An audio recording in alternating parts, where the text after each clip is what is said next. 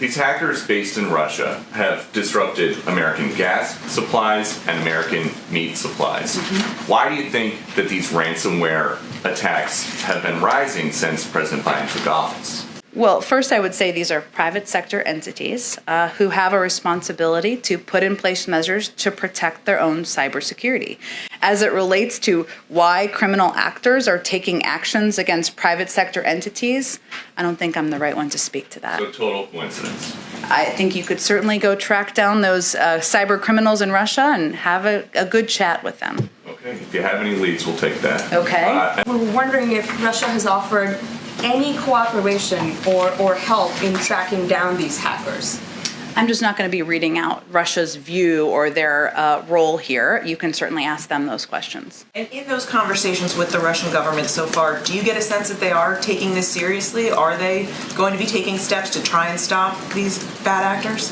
I am, as I've said before, I'm blissfully not a spokesperson for the Kremlin, so I will let them speak for themselves. But I can assure you that we are raising this through highest levels of the U.S. government. It will be a topic of discussion in direct one-on-one discussions or direct discussions with President Putin and President Biden. Why does the White House think there's a shortage of workers right now?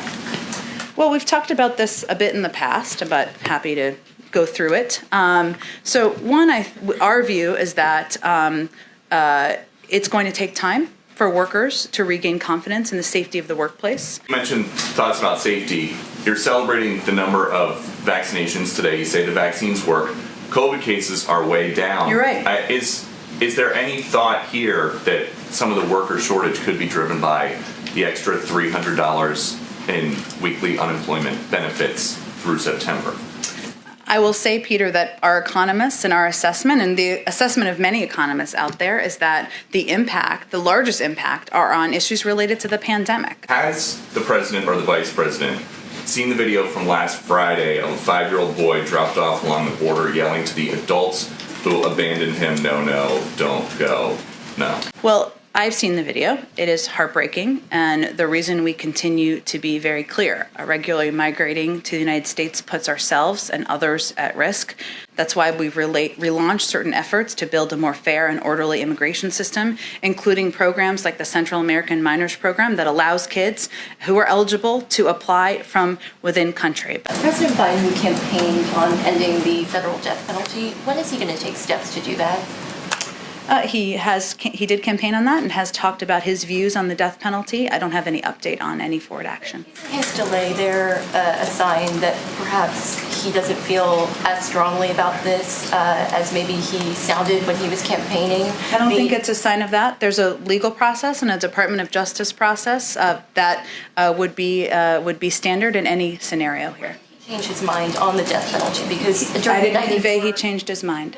The crime bill expanded the amount of crimes that he spoke to this pretty extensively on the campaign, and that's his position. I think we're going to have to move on. Go ahead. On the president's comments yesterday, he seemed to call out Manchin and Sinema for, he said, voting more with Republicans than Democrats, but ProPublica actually found that they've so far voted with Biden 100% of the time on major votes. And so can you explain where those comments came from and why he felt the need to call out members of his own party? If you look at what the president said, the big tell here is I hear all the folks on TV saying, now as a former TV pundit myself, I can tell you that sometimes these conversations can be oversimplified. TV isn't always made for complex conversations about policymaking. We all know that, right?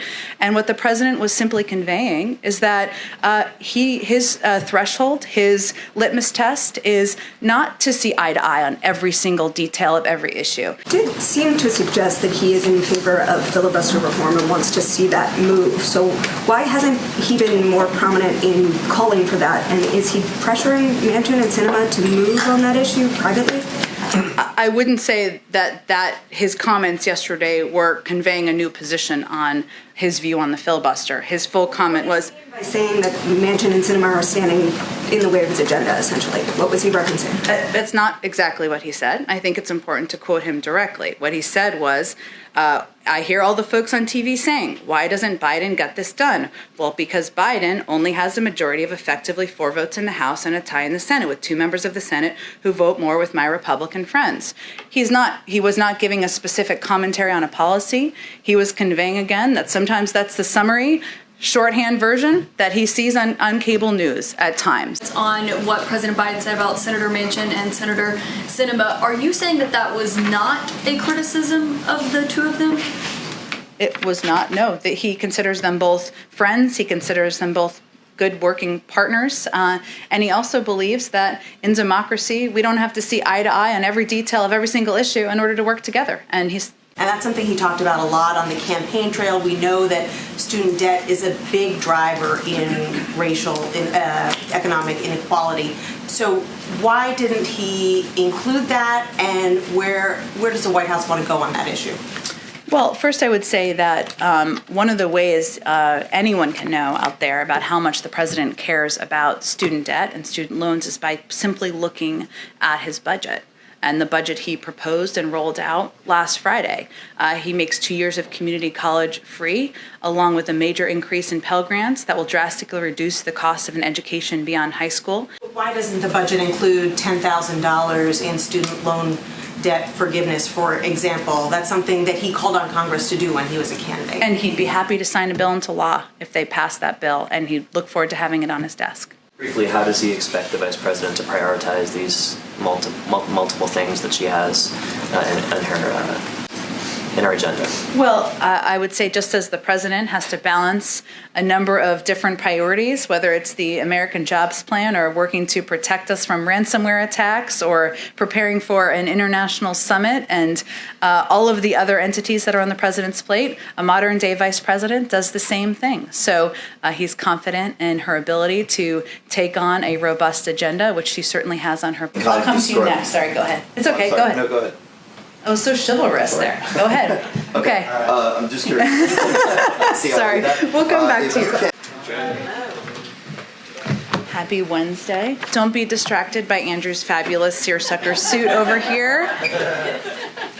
Okay, couple of items for all of you at the top. The president's running a little bit late too, so we'll have a hard out at about 5 or 10 after, but we'll keep you honest for those of you who are joining his event. Today, the Biden-Harris administration launched the Low-Income Household Water Assistance Program, a first-of-its-kind water assistance program that will expand access to more affordable water and help low-income households affected by the COVID-19 pandemic pay their water and wastewater bills, avoid shutoffs, and support household water system reconnections related to non-payment. $166.6 million, or 15% of allotted program funding, is being made immediately available to grantees, which will then, of course, be distributed in communities. In total, $1.1 billion will be available through grants, including $500 million in American Rescue Plan funding. The President believes that having access to affordable, clean, and safe drinking water is essential to everybody's health and well-being. A little preview of the President's remarks for later this afternoon. We've now vaccinated 63% of the country, and over 72% of those 40 and older are vaccinated, thanks to aggressive action by this administration. COVID-19 cases and deaths have plummeted as a result. Cases are down over 90%. Deaths are down over 85% since January 20th. The fact remains, if you are not vaccinated, you are at risk of getting the virus or spreading it to someone else. So today, the president will announce the launch of a month of action to mobilize an all of America sprint to get more people vaccinated by July 4th.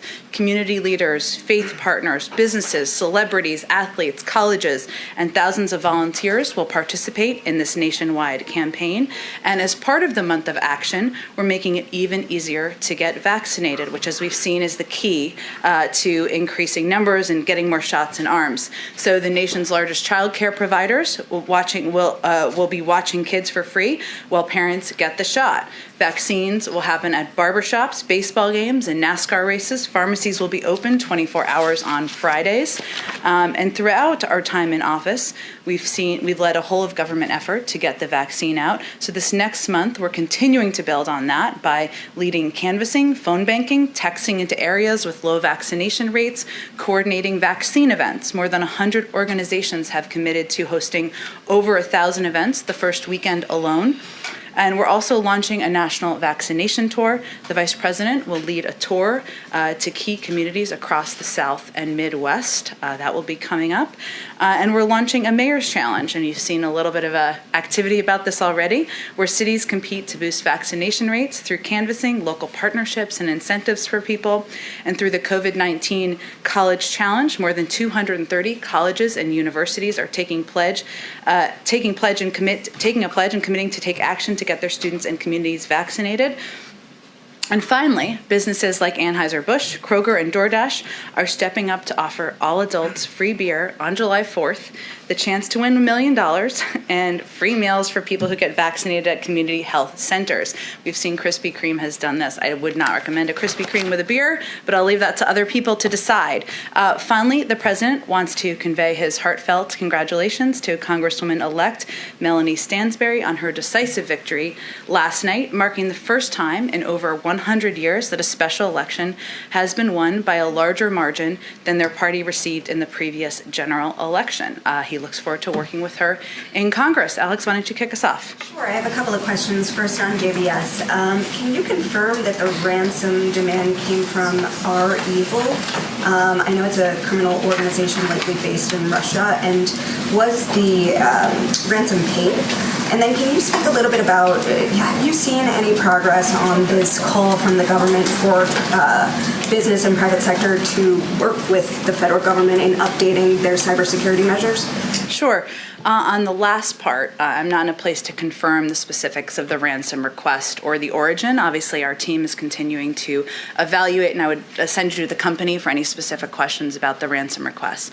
I will say that this attack is a reminder about the importance to private sector entities of hardening their cybersecurity and ensuring they take the necessary steps to prepare for this threat, which we've seen rising even over the last few weeks. As it relates to actions we're taking in the federal government, the President has launched a rapid strategic review to address the increased threat of ransomware, to include 4 major lines of effort: disruption of ransomware infrastructure and actors working closely with the private sector. We will work in partnership with them. That is something that this administration has done a bit differently than in the past in working to find best practices, ensuring that private sector entities have a seat at the table and we can work in close coordination, building an international coalition to hold countries who harbor ransom actors accountable. I mean, this attack is an example of how this is not just a problem in the United States. These are actors that are working to get into systems around the world. This was a company obviously based in Brazil, but Australia was a major was impacted also by this. Expanding cryptocurrency analysis. Obviously, this has been an increasing question out there to find and pursue criminal transactions, and reviewing our own ransomware policies. So this is an internal policy process, essentially, one that's looking at all of these entities within our national security economic team. And then on the President's comments yesterday, he seemed to call out Manchin and Sinema for, he said, voting more with Republicans than Democrats. But ProPublica actually found that they've so far voted with Biden 100% of the time on major votes. And so can you explain where those comments came from and why he felt the need to call out members of his own party? Well, I would say first that if Senator Manchin and Senator Sinema were standing with me here today, they're always welcome, they would call out their own independent streaks. And that's something that I think they're both proud of. They both vote for and represent the people in the states and all the people who elected them to represent them in the Senate. If you look at what the President said, the big tell here is, I hear all the folks on TV saying, now as a former TV pundit myself, I can tell you that sometimes these conversations can be oversimplified. TV isn't always made for complex conversations about policymaking. We all know that, right? And what the President was simply conveying is that his threshold, his litmus test is not to see eye to eye on every single detail of every issue. And he doesn't with Senator Sinema and Senator Manchin. And he doesn't with Senator Capito, who's coming here later this afternoon. He believes there's an opportunity to work together, to make progress, to find areas of common ground, even if you have areas of disagreement. And he also believes that sometimes, because there are three entities, three branches of government, something he knows well, having served 36 years in the Senate, that sometimes it's not a straight line to victory or success, that sometimes, it takes more time, and, he's open to many paths forward. So I don't think he was intending to convey anything other than a little bit of commentary on TV punditry. It did seem to suggest that he is in favor of filibuster reform and wants to see that move. So why hasn't he been more prominent in calling for that? And is he pressuring Manchin and Sinema to move on that issue privately? I wouldn't say that his comments yesterday were conveying a new position on his view on the filibuster. His full comment was by saying that Manchin and Sinema are standing in the way of his agenda, essentially. What was he referencing? That's not exactly what he said. I think it's important to quote him directly. What he said was, I hear all the folks on TV saying, why doesn't Biden get this done? Well, because Biden only has a majority of effectively 4 votes in the House and a tie in the Senate, with 2 members of the Senate who vote more with my Republican friends. He was not giving a specific commentary on a policy. He was conveying again that sometimes that's the summary, shorthand version that he sees on cable news at times. Again, it's not always the forum that's easy to provide guidance on how a bill becomes a law. His view on the filibuster continues to be that there should be a path forward for Democrats and Republicans to make voting easier, to move forward on progress for the American people. That position hasn't changed, and he was not intending to convey something different. Go ahead. Thank you. Back on the ransomware attack, is the U.S. going to retaliate? And realistically, what options are on the table? Is a counterattack an option? Sure. Well, one, let me say, not to get ahead of your line of questioning, but I assume this will be a question. So we do expect this to be one of the issues that the president will discuss with President Putin at the summit. That will be 2 weeks from today, if my calendar is correct in my mind. And in terms of considerations, we're not taking any options off the table in terms of how we may respond. But of course, there's an internal policy review process to consider that. We're in direct touch with the Russians as well to convey our concerns about these reports. You mentioned the meeting. When it comes to this issue, what does success look like at that discussion? I mean, what are you looking to accomplish when the president walks away from that table when it comes to cybersecurity?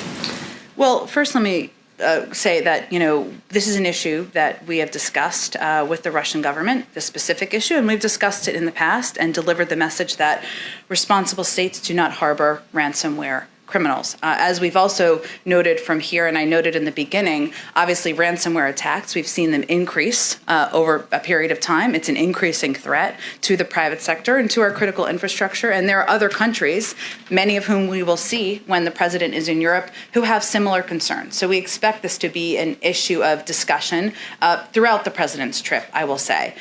In terms of what success looks like coming out of the summit, I can't predict that at this point in time, but I can convey to you that this will certainly be a topic of discussion, that harboring criminal entities that are intending to do harm, that are doing harm to the critical infrastructure in the United States is not acceptable. We're not going to stand by that. We will raise that, and we are not going to take options off the table. And in those conversations with the Russian government so far, do you get a sense that they are taking this seriously? Are they going to be taking steps to try and stop these bad actors?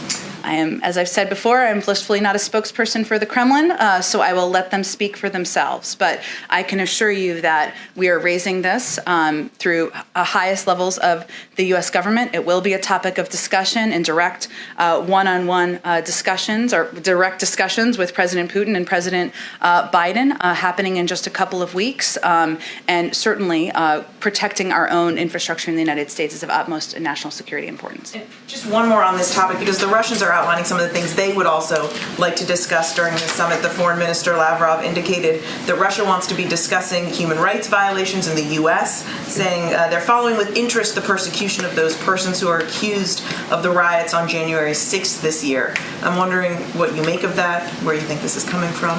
Well, we don't use the Russian government as our guide to human rights models in the world, but I will say that the president has not held back in his view that the attacks on January 6th were a mark on democracy, were a dark day in our own democracy, and certainly I'm sure he'd be happy to repeat that. But the president's view is that there are a range of topics that we should be discussing in this meeting. We'll have more to preview for it, probably in the days in advance of the summit, including on his agenda is, of course, these cyber attacks and the use of ransomware, harboring criminal entities in your own country. Also is their aggressive actions in Ukraine, and also is our areas where there can be an opportunity to work together, including nuclear capabilities and security. So lots to discuss. Go ahead. Just to put a fine point on this very quickly, is it President Biden's view that President Putin can stop these attacks, these hacks from occurring if he wanted to? Well, I would say the President Biden certainly thinks that President Putin and the Russian government has a role to play in stopping and preventing these attacks. Hence, it will be a topic of discussion when they meet in 2 weeks. Does the president believe that Vladimir Putin is testing him right now ahead of the summit? I'm not going to give any further analysis on that, other than to tell you that our view is that when there are criminal entities within a country, they certainly have a responsibility. And it is a role that the government can play. And again, that will be a discussion at the summit. Of all the threats that the White House has to juggle right now, and of course there are a lot, how high does ransomware fall on that list right now? Has it gone dramatically higher in the course of this administration? Does it need to be higher than it is right now? Where is it? You know how I love rank ordering our focuses and our threats? But it's been growing dramatically, obviously, right? This is now. That is true, and Peter, I just said that. I think that this is this attack that we've seen over the last couple of days, and certainly following the attack that we saw several weeks ago, is also a reminder to the private sector about the need and the importance of hardening their own cybersecurity protections, of investing in and putting in place protections in their own systems. We have given guidance for some time from the federal government, and it is up to a number of these private sector entities to protect themselves as well. The Steamship Authority in Massachusetts reports that they were just the victims of a hack. Has that been communicated to the White House? Are you involved? Do you have any comment or message or anybody to attribute that to?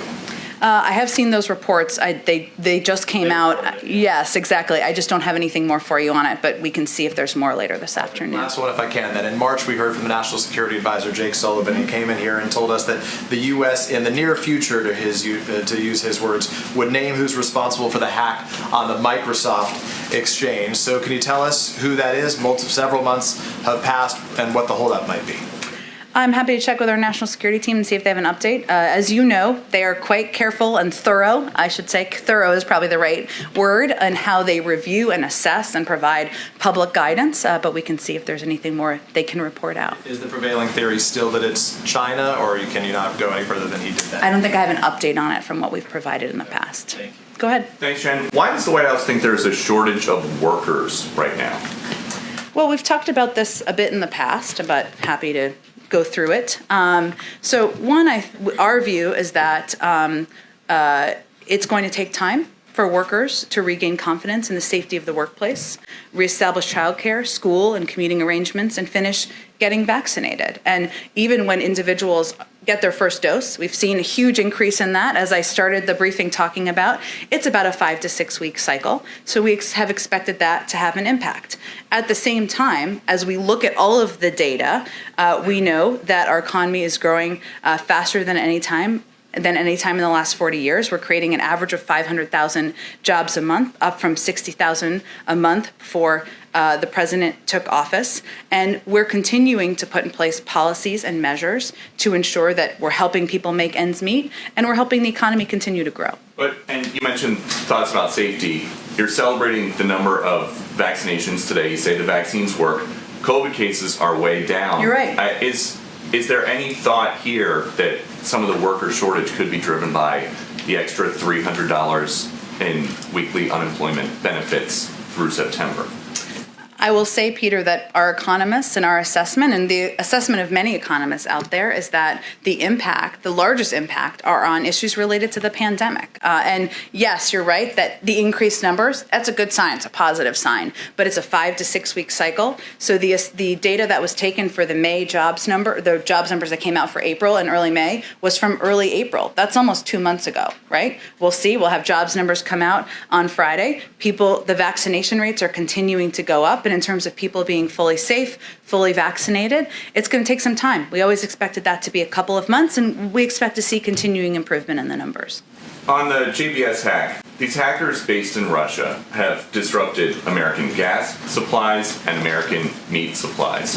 Why do you think that these ransomware attacks have been rising since President Biden took office? Well, first, I would say these are private sector entities who have a responsibility to put in place measures to protect their own cybersecurity. As it relates to why criminal actors are taking actions against private sector entities, I don't think I'm the right one to speak to that. So total coincidence. I think you could certainly go track down those cyber criminals in Russia and have a good chat with them. Okay, if you have any leads, we'll take that. Okay. And then on immigration, has the president or the vice president seen the video from last Friday of a 5-year-old boy dropped off along the border yelling to the adults who abandoned him, no, don't go, no? Well, I've seen the video. It is heartbreaking, and the reason we continue to be very clear, regularly migrating to the United States puts ourselves and others at risk. That's why we've relaunched certain efforts to build a more fair and orderly immigration system, including programs like the Central American Minors Program that allows kids who are eligible to apply from within country. But I don't think anyone, whether a parent or not, would watch that video and not feel heartbroken by a 5-year-old, I think, screaming at the border. Go ahead. Thanks, Jen. A couple of questions about the COVID numbers. You talked about the latest vaccination rates. Does the Biden administration still consider herd immunity to be realistic and achievable? Well, I would say first that Dr. Fauci has spoken to this and the kind of terminology of herd immunity and kind of refuted that as the right definition of how we should look to how we're going to make progress. And that's why we have set out a goal of getting 70% of the American population vaccinated by July 4th. There's still a lot of work to do. About a dozen states have met that requirement. That's why we're launching this big initiative over the next month. But what Dr. Fauci and other medical experts have conveyed is that it's really going to be up to local communities and states to see what their vaccination rate is and make determinations about what's going to work locally. That is how the assessments will need to be made.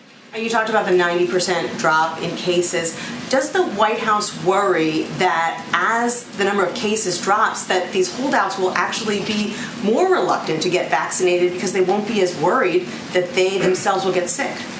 Well, first, that's one of the reasons why we're continuing to reiterate that if you're not vaccinated, you are not safe. You are not safe against others who are not vaccinated who may carry the virus. The individuals who can benefit from all of the new guidance the CDC has put out, who can go to concerts and go to baseball games, I was going to say football, not quite there yet, go to their kids' soccer games and not wear a mask, those are vaccinated individuals. There's huge incentives to getting vaccinated, but it doesn't mean that individuals who are not vaccinated are safe from getting the virus. And while, yes, we've made a lot of progress, there are still communities where the percentage is higher than it should be, where there are still larger numbers of young adults who are not vaccinated. Those are many of the communities that we're focused on in our month-long effort. In the president's speech yesterday, when he laid out his new economic equity measures, one of the things he didn't talk about was student loan forgiveness. And that's something he talked about a lot on the campaign trail. We know that student debt is a big driver in racial, economic inequality. So why didn't he include that, and where does the White House want to go on that issue? Well, first I would say that one of the ways anyone can know out there about how much the president cares about student debt and student loans is by simply looking at his budget. and the budget he proposed and rolled out last Friday. He makes 2 years of community college free, along with a major increase in Pell Grants that will drastically reduce the cost of an education beyond high school.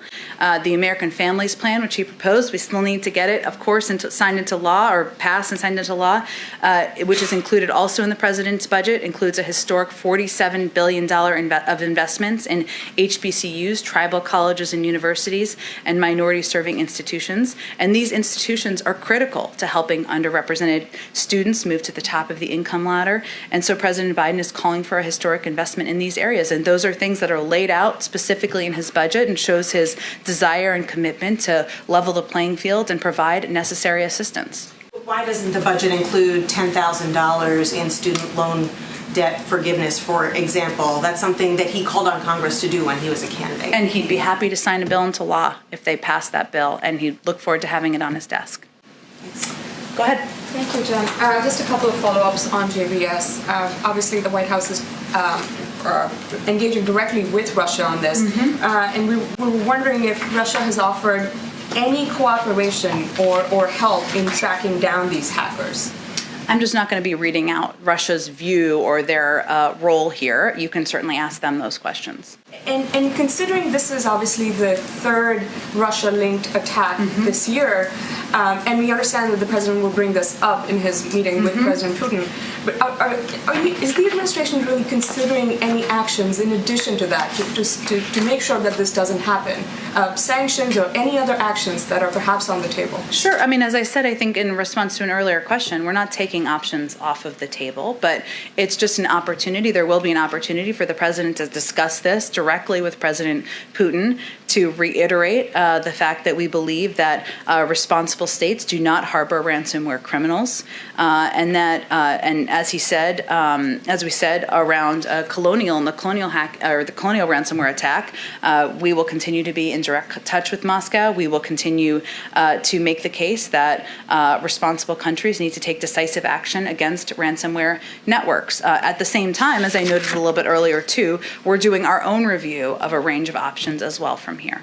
And I had one on the surplus vaccines. Sure. Has there been any decision made on those 80 million vaccines, and will the president offer any updates on that today?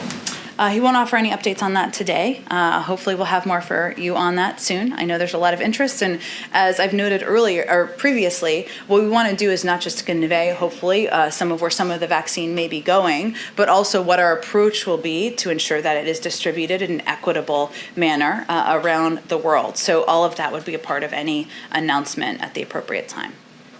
Go ahead. Thanks, Jen. During the campaign, Biden promised to host a summit for democracy during the first year of his presidency. Can you give us an update on if that's taking place, when it might take place?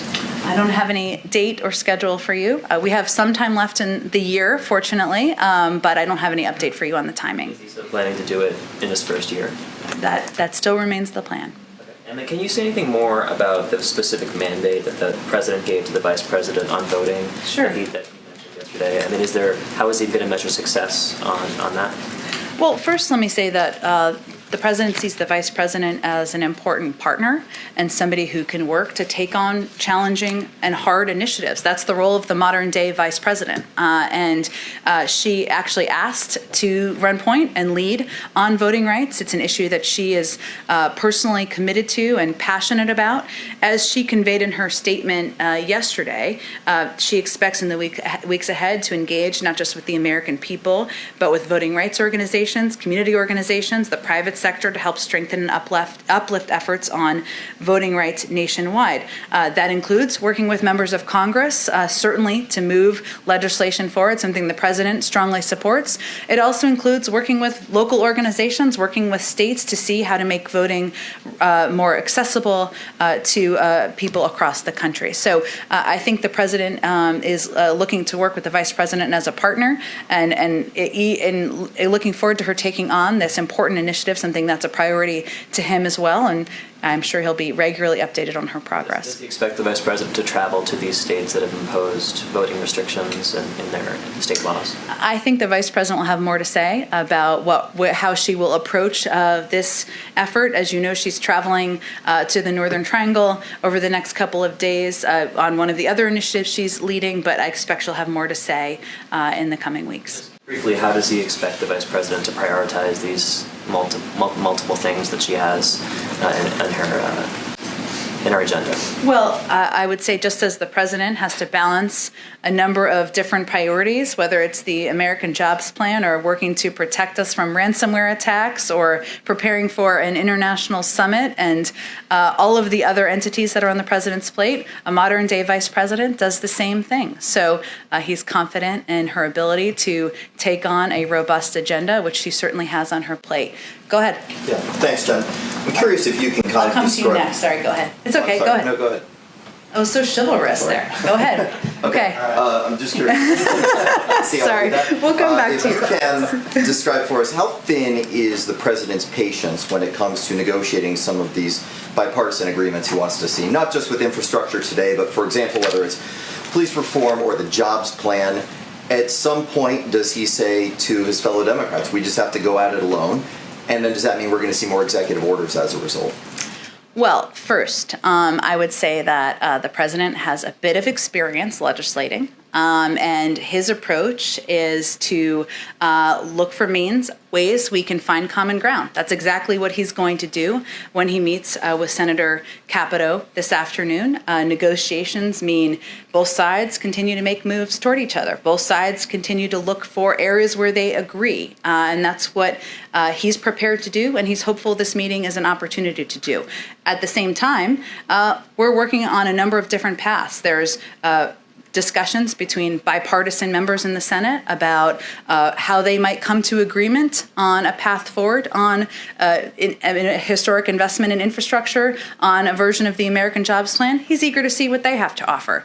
We also know next week, Congressman DeFazio is going to be marking up the American Jobs Plan in the House, something a lot of members and Democrats in the House are quite excited about. So I would say that we're working on many channels.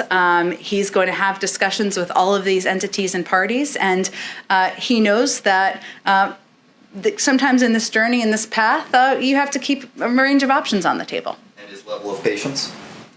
I would say he wouldn't have been in the Senate for 36 years if he wasn't quite patient. So, but patience is not unending, and he wants to make progress. His only line in the sand is inaction. He wants to sign a bill into law this summer. But I would also remind you that the American Rescue Plan passed in a very quick timeline for how legislation moves forward, very fast. And there's historic legislation, the Affordable Care Act, for example, the president worked closely on. That took a year. We're not advising that's the timeline, but just to suggest that sometimes these efforts can take a little bit of time. He's working to move things forward, and there are certainly items on, the clock is certainly ticking because there are items like the markup next week that will drive discussion by members of Congress. Go ahead. So the president has talked a lot about seeing democracy as under attack, and his speech Monday, I think, was pretty blunt about that. He talked a lot about voting rights in that speech. So can you just clarify how he sees the stakes of these bills like in Texas? Does he truly see them as an existential threat to democracy?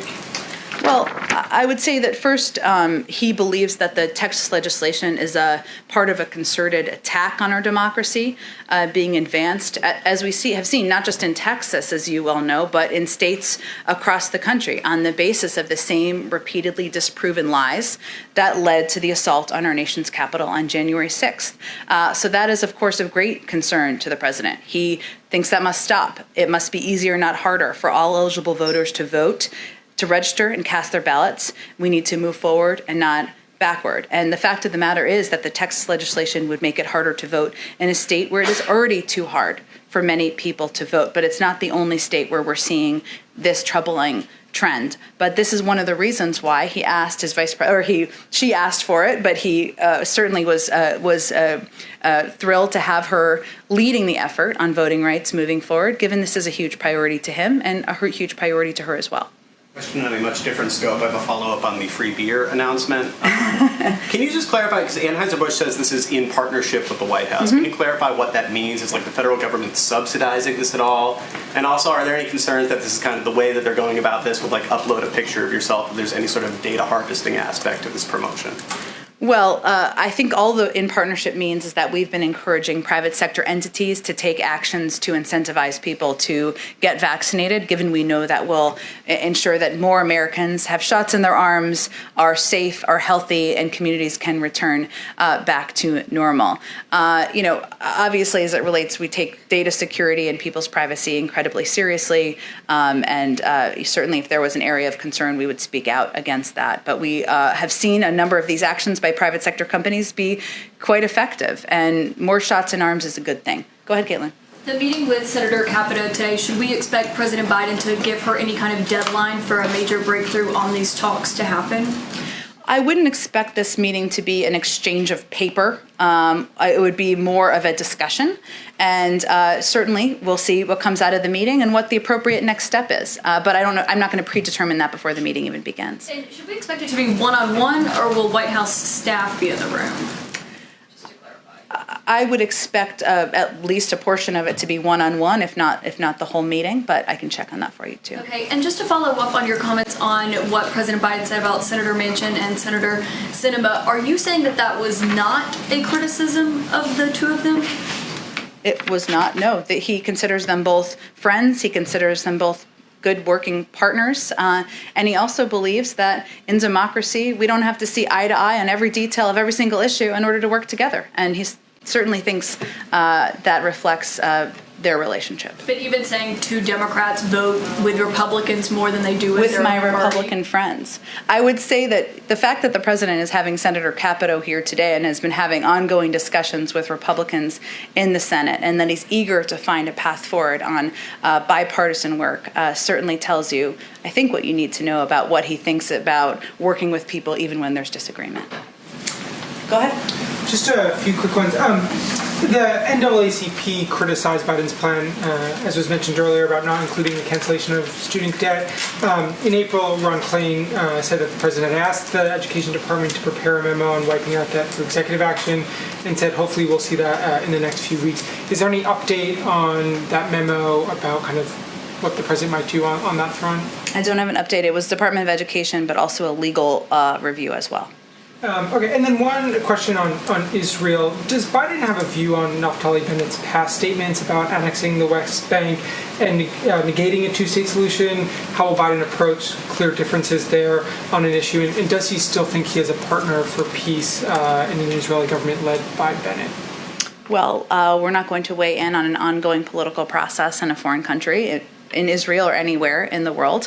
I think you probably know well what the president's view is on a two-state solution and how he believes it's the only path forward for lasting peace in the region. And then just a quick follow-up. Do you know if Bennett and Biden have met before, if they've kind of interaction in person? It's a good question. I don't know if they have met in the past or have a prior relationship. Go ahead. President Biden campaigned on ending the federal death penalty. When is he going to take steps to do that? He did campaign on that and has talked about his views on the death penalty. I don't have any update on any forward action. Isn't his delay there a sign that perhaps he doesn't feel as strongly about this as maybe he sounded when he was campaigning? I don't think it's a sign of that. There's a legal process and a Department of Justice process that would be standard in any scenario here. Change his mind on the death penalty because I didn't convey he changed his mind. The crime bill expanded the amount of crimes that he spoke to this pretty extensively on the campaign, and that's his position. I think we're going to have to move on. Go ahead. I wanted to just, given what you said, that his position hasn't changed on the filibuster, I just want to go back to the vote last week in the Senate on the January 6th Commission. Sure. The fact that there were 54 yes votes, 35 no votes, the bill failed. This is an insurrection that the president has called an unprecedented assault. I'm curious if that math makes sense to this president, and if that outcome would be acceptable, should it repeat later this month when the Senate takes up voting? When you say the math makes sense, what do you mean by that? I mean the fact that 54 lawmakers in the Senate voted yes, 35 voted no, and the bill did not pass. Well, I would say first that the president doesn't see a reason for anyone to have voted against that bill. So he doesn't understand that version of the math as a starting point. He continues to believe that given that was a dark day in our democracy, a day that I think we will all remember, he will remember certainly as president, as a day that does not stand out as a model of what is possible in this country. In terms of his view of the filibuster, again, his position has not changed on that. He does want to see accountability as it relates to, and he does want to see an assessment of what happened to prevent it from ever happening again. And he is happy to talk with members of Congress about how to approach that moving forward. As you all know, no president can wave a wand and pass a piece of legislation with 50 votes when it requires 60. That requires Congress to move forward with that action. But it seems like it requires only one more Democratic vote than currently exists for that, and that vote happens to be a person who the president did seem to single out yesterday. So you're saying that he didn't change his position on the filibuster, and yet, he's saying things. Yeah, I mean, his passion for voting rights was evident yesterday when he spoke. Mm-hmm. He's saying we must find the courage, I'm quoting him, to change the things we know we can change.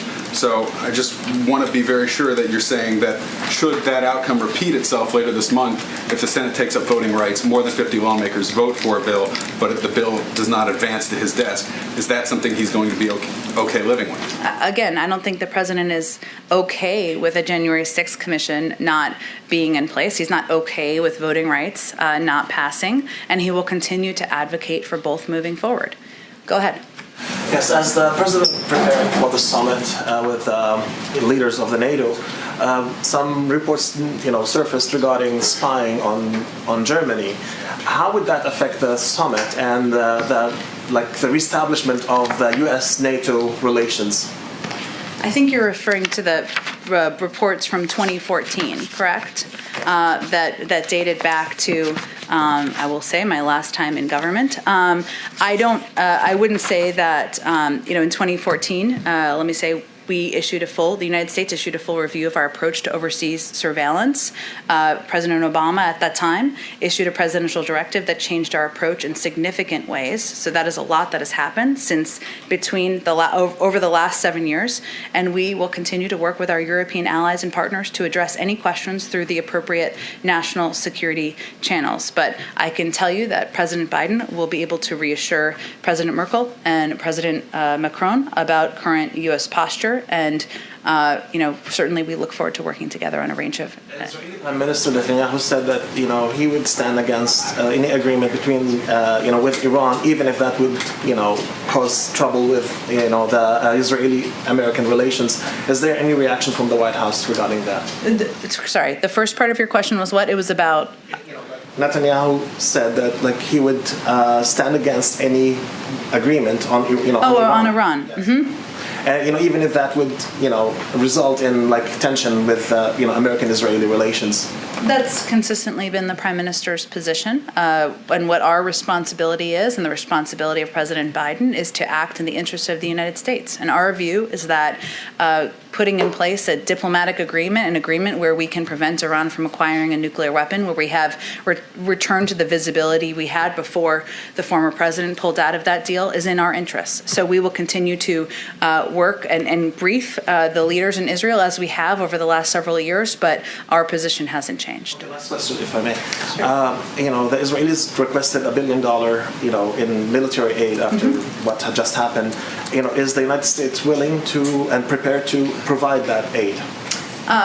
The president conveyed that at his press conference he did with the leader of South Korea just a few weeks ago, that nothing has changed about our intention to provide assistance to the Israeli government, and also our desire and interest in providing humanitarian and security assistance to the Palestinians as well. So I expect this will continue. I don't have any assessment of any new request. Go ahead.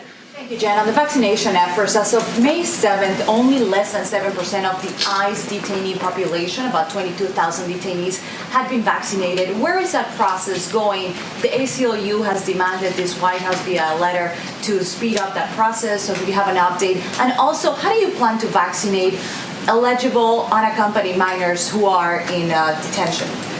Well, on the first question, Immigration and Customs Enforcement, ICE, is firmly committed to the health and well-being and welfare of all those in custody. COVID-19 vaccines for ICE detainees are being allocated by local and state health departments. That's how they are distributed, based on availability and the state's vaccine implementation plan. So that's where they directly come, not directly from the federal government. Additionally, DHS's chief medical officer is rapidly working on scaling our own internal capability to vaccinate detainees in our care across the country. So that would be an additional step in addition to the state and local allocations, but it is a focus and a priority. In terms of unaccompanied minors, some eligible unaccompanied children have already received a COVID-19 vaccine. We're working with our state partners to implement broader vaccine distribution in keeping with CDC guidance. It hasn't been an extensive period of time where children under the age of 18 have been eligible. Obviously, these allocations are distributed across states, but of course, they've been broadly available for some time in the country, so this should provide greater access to the vaccine to unaccompanied children. And is the president aware of the current situation in Nicaragua where the government is harassing journalists, activists, even a presidential candidate, and is investigating them for money laundering in that country with really no legal basis? Is he aware? Is the State Department working on this? I know the State Department is, and I'd certainly send you to them on any specific comment from here. Obviously, we would speak out against any harassment of journalists, individuals, leaders, the crushing of freedom of speech expression that it sounds like is occurring in this case. Thank you, Val. Okay. All right. Thank you, everyone. Look forward to seeing you tomorrow. Thanks, Jen.